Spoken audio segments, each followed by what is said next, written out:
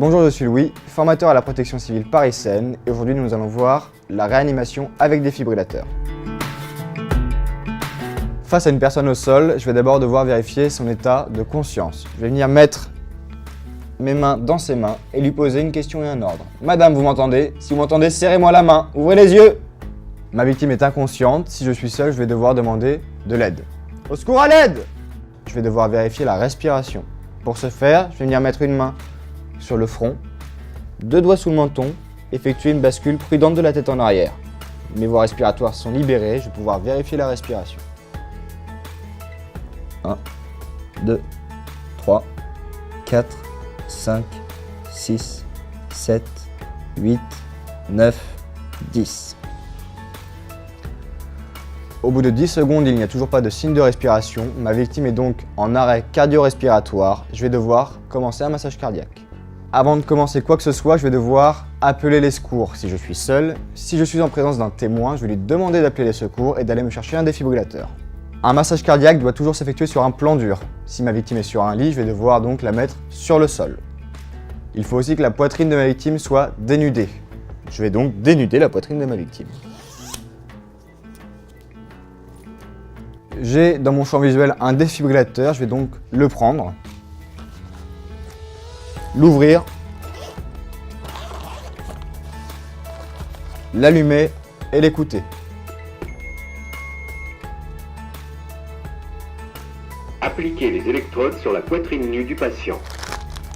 Branchez le connecteur des électrodes à côté du voyant clignotant.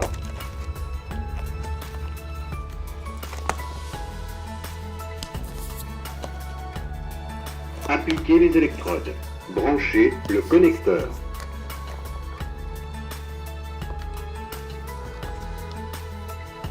Analyse du rythme cardiaque en cours.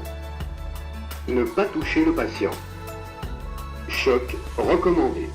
Appareil en charge. Restez à l'écart du patient.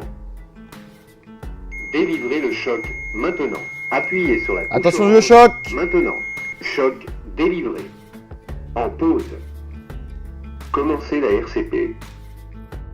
Le défibrillateur vient de m'indiquer de commencer une RCP. La RCP, c'est la réanimation cardio-pulmonaire. En gros, c'est le massage cardiaque.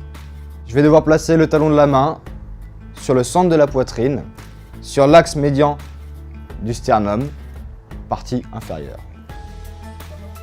Je vais devoir venir placer ma deuxième main sur ma première, les doigts croisés pour éviter de casser des côtes. Mes coudes vont être verrouillés, mes bras tendus et je vais me mettre à la verticale de ma victime pour avoir une pression sur le cœur. Je vais effectuer des compressions thoraciques d'une profondeur de 5 à 6 cm, à savoir que le temps de compression est égal au temps de relâchement. Je vais devoir effectuer 30 compressions à une vitesse de 100 à 120 compressions par minute, puis ensuite effectuer 2 insufflations.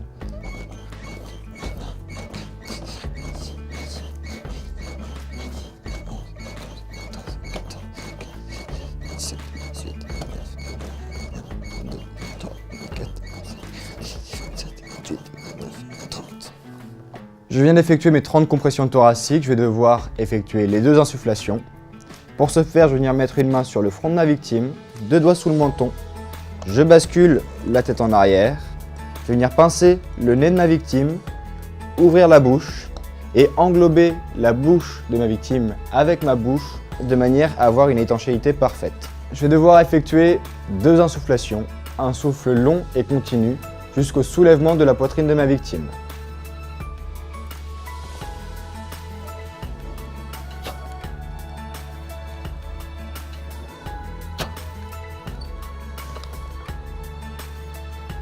Une fois que c'est fait, je vais pouvoir recommencer mes compressions thoraciques.